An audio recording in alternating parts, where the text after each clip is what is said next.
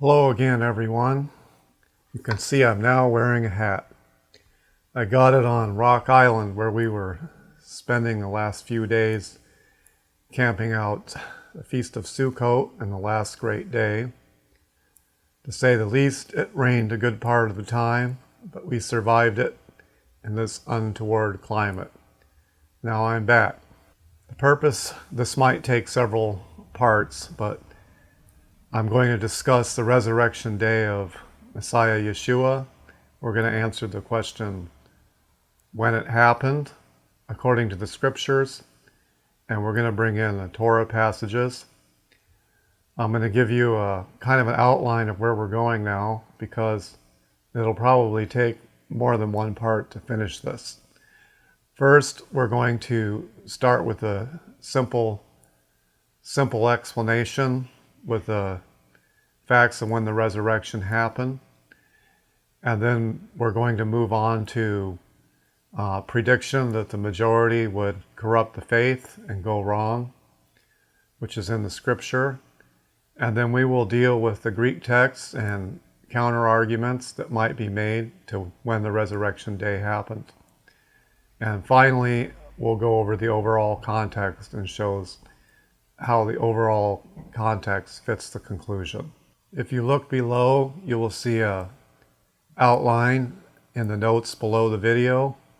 I will also be posting the outline in words on the screen as we go so you can see it. So if you want to jump to any particular topic, you'll be able to do so. The time index will be associated with the points in the outline below.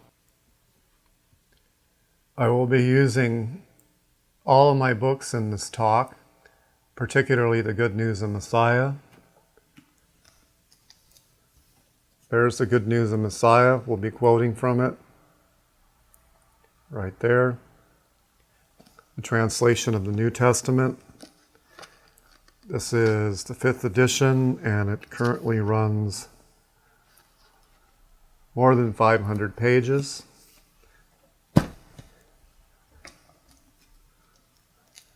Resurrection Day of Messiah Yeshua, which I finished a couple years ago. Around 480 pages, if you include the index of scripture dates and subjects. This is a very scholarly, in-depth, involved in the original languages text. And of course, I've already made some videos about this book, The Scroll of Biblical Chronology, Volume 1. And finally, we now have the Scroll of Biblical Chronology, Volume 2. And this is the proof volume you're looking at. I'm expecting the first shipment to come in the mail within a week or so. It's not posted on the website either. And for that matter, I haven't posted the 5th edition of the Good News of Messiah on the website. Nevertheless, if you order one, that's what you'll be getting. You'll be getting the 5th edition if you order directly from me. What I want to start with now is the Good News of Messiah, and particularly the passage Mark 16, verses 1 and 2a. I will go through the text with you and show you when the resurrection day was. All right, here's Mark 16:1 and the Good News of Messiah.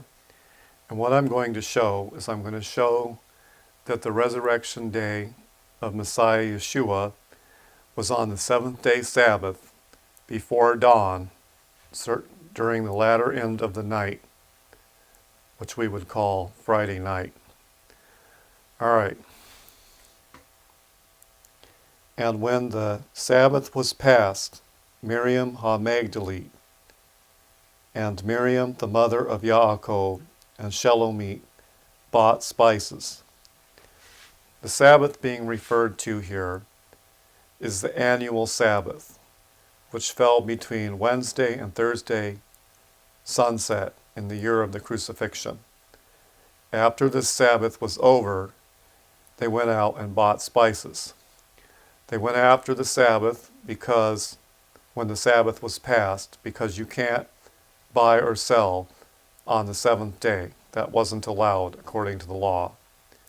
If you look in the book of Nehemiah chapter 10, you will actually see an application of the prohibition against buying and selling.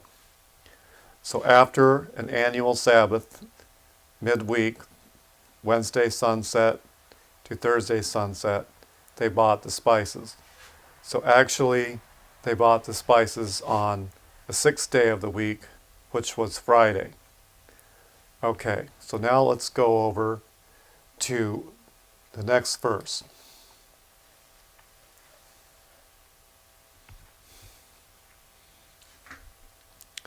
They bought spices that having come, they might anoint him. Now the spices that they bought were aromatic spices, sweet spices, like putting air freshener on the body and in the atmosphere. This was not an embalming operation. And very early, on the first of the Sabbaths, they are coming upon the tomb. Okay. So after Friday, when the weekly Sabbath came along, which is also called the first of the Sabbaths, we will explain what first means, but this is some Sabbath that's called first. Very early, Leon Proi in Greek, refers to the earliest dawn, very, very early in the morning, not near sunrise, but very, very early, they came to the tomb. So we can infer from this that the resurrection was at some point during the night before the Sabbath day dawned, also called the first of the Sabbaths. Okay, now they couldn't buy or sell anything on the first of the Sabbaths, or the Sabbath. That is from Friday sunset to Sabbath sunset. So of course, the spices that they bought after the annual Sabbath, we just read about in verse 1, would have had to be bought on a day between the two Sabbaths.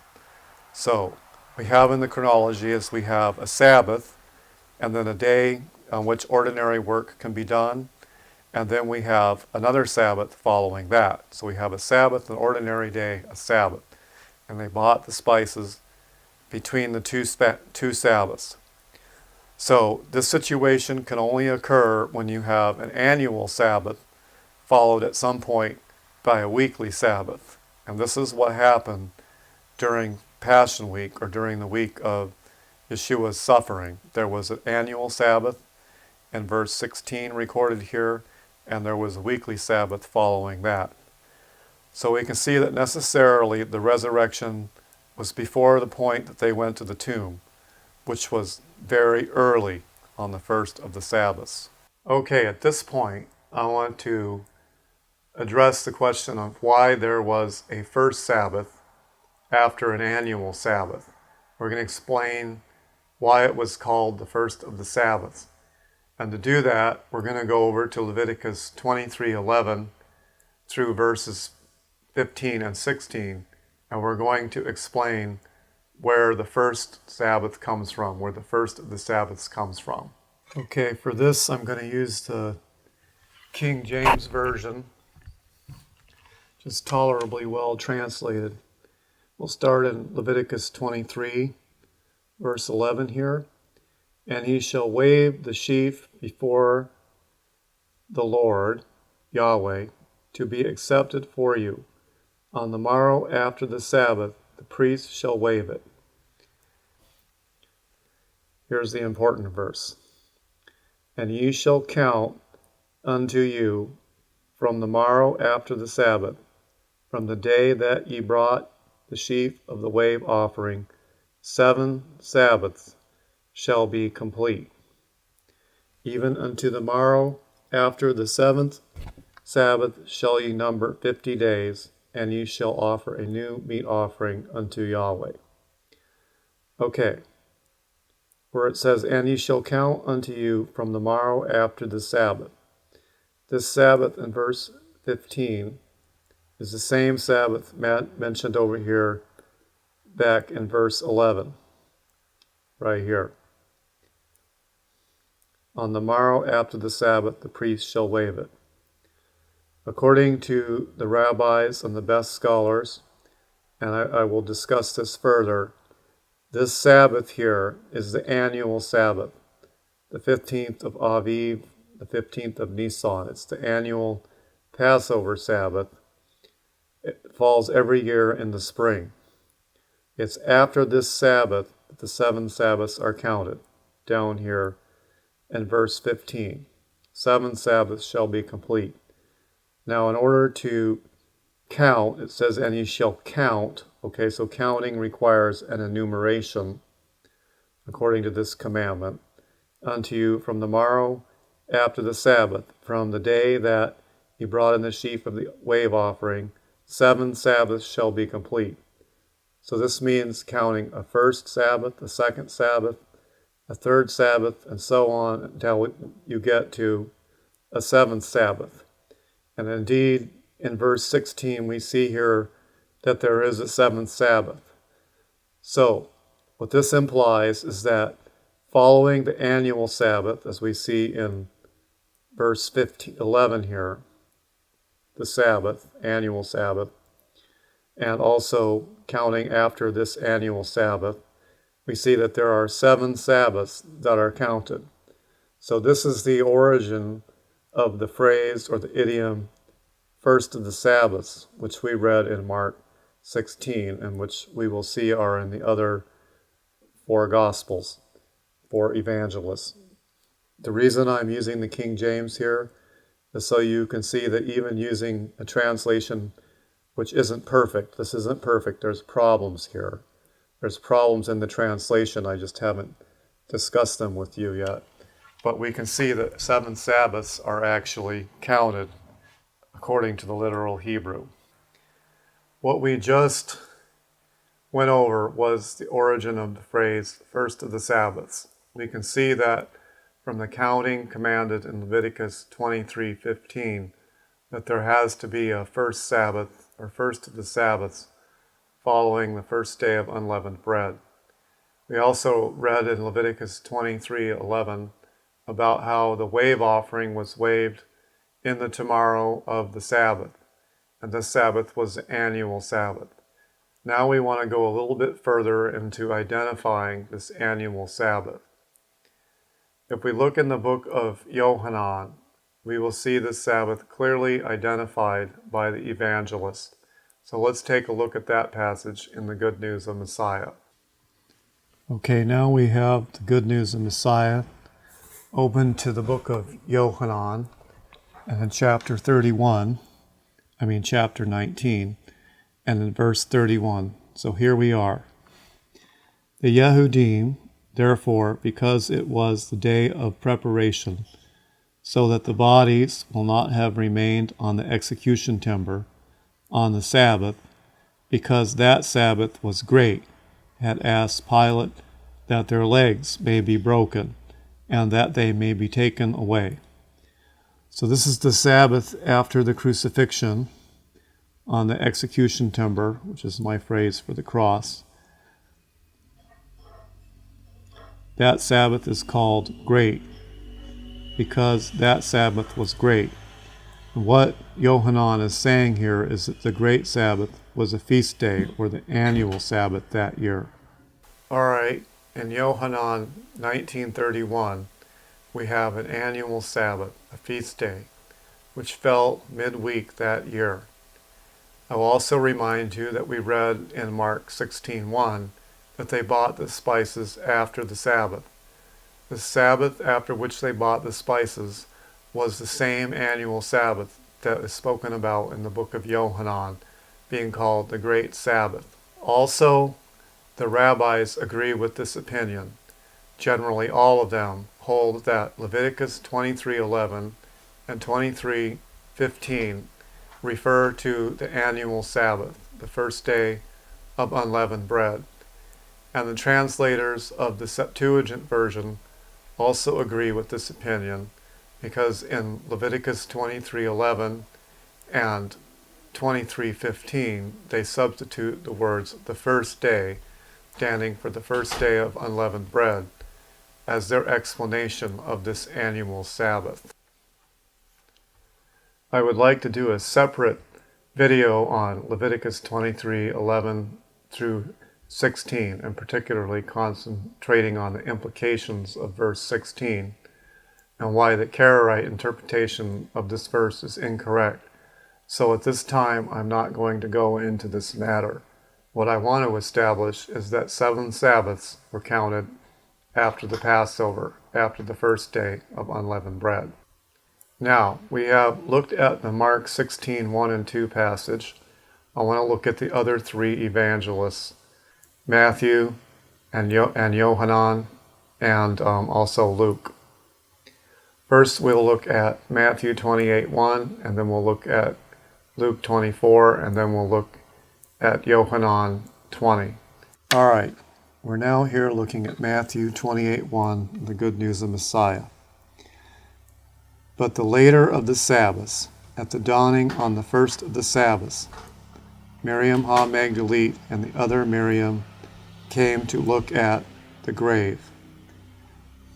But the later of the Sabbaths. Remember how I've explained that there was an annual Sabbath in Passover week, the first day of unleavened bread, referred to in Leviticus 23:11 and verse 15, and then the weekly Sabbath following it is the first of the Sabbaths. So Matthew is explaining that this weekly Sabbath is the later of the Sabbaths. That is the later one of 2 Sabbaths, at the dawning on the first of the Sabbaths. So again, this is the first of the 7 Sabbaths that the commandment tells us to count. The 2 women, Miriam ha Magdalene, or Mary Magdalene, and the other Miriam came to look at the grave. So also the evangelist Matthew describes the resurrection just before dawn on the first of the Sabbaths.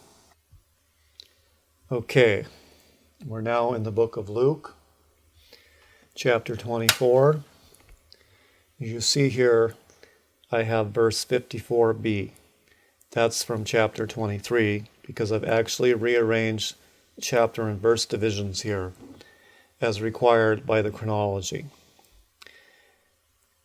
And having followed him throughout his ministry, the women, who had been coming with him out of Galilee, saw the tomb and how his body was laid. And having returned, they prepared the spices and perfumes. And on the one Sabbath they rested. But on the first of the Sabbaths, in deep dawn, they came upon the tomb, bringing the spices which they had prepared. So we have the 2 Sabbaths mentioned here. We have the annual Sabbath on which they rested, and then we have the following first of the Sabbaths when they came to the tomb, according to Leviticus 23:15. This in Greek is what is called a Mende Passage, which in Greek syntax is used to compare and contrast. So he's saying on the one hand they rested on the annual Sabbaths, but on the first of the Sabbaths, because it was the end of the 3rd day, they came at deep dawn, they came upon the tomb, bringing the spices which they had prepared.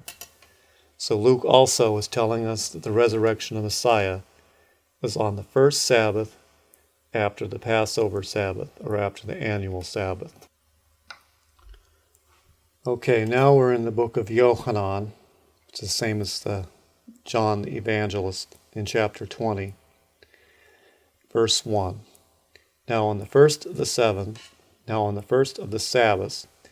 Miriam ha Magdalene is herself coming early, darkness still being, to the tomb, when she sees the stone having been getting removed from the tomb.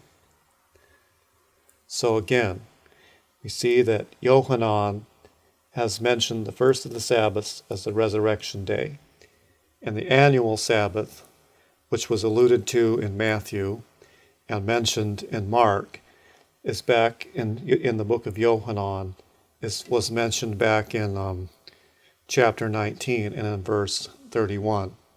So in reality, all 4 Gospels are referring to both Sabbaths or alluding to them or implying the existence of 2 Sabbaths in the Passion Week.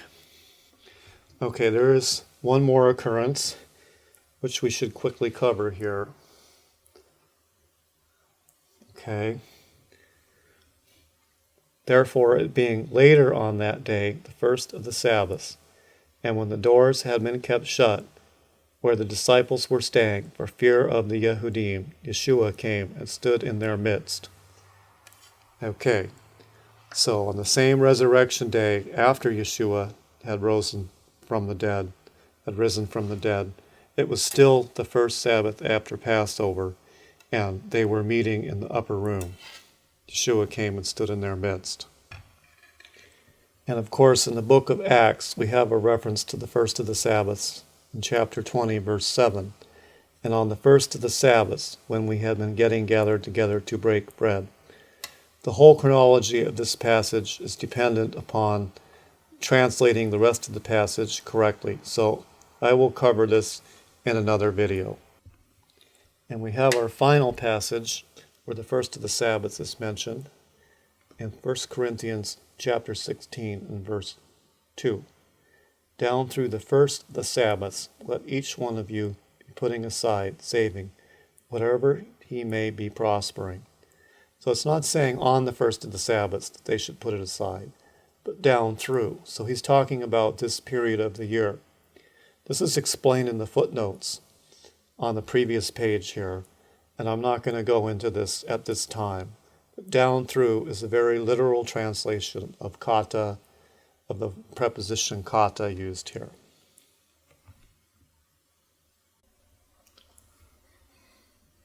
Okay, so I've covered all the passages in the Good News of Messiah, in the Evangelists and in Acts, and in Paul's epistle to the Corinthians, where the first of the Sabbaths is mentioned. I've left out the longer ending of Mark because it doesn't really belong in the scripture, as the better scholars will point out. The reason that passage is put in the Bibles is because the printers do not want to go against the traditional expectation of the majority of Christendom. But the passage doesn't belong in, and the reasons why is an explanation for another time. If you want to find out quickly what I think, you can get a Good News of Messiah. I have a whole appendix explaining why. Okay, I've read you all the first of the Sabbath's passages. Now I want to inquire as to why they are all mistranslated first day of the week by mainstream Christianity. To begin, let's go look at the book of Matthew, chapter 7, and verses 21 to 23. Rather, I will read you that passage from the Good News of Messiah. Not everyone who says to me, Adonai, Adonai, will enter the kingdom of heaven, but he who does the will of my Father who is in heaven. Many will say to me on that day, Adonai, Adonai, did we not prophesy in your name, and in your name cast out demons, and in your name perform many miracles? And then I will confess to them, I never acknowledged you. Be departing from me, you who practice lawlessness. So we see here that it is the many who are going to be practicing lawless. And the many obviously describes the majority who have fallen away from the original Messianic faith. Okay, that concludes this episode of the Resurrection Day of Messiah Yeshua. In the next episode, I want to discuss the first day of the week and the problems with the first day of the week translation. I also want to discuss how the majority of Christians ended up being so wrong about history's most important event. Thanks for listening.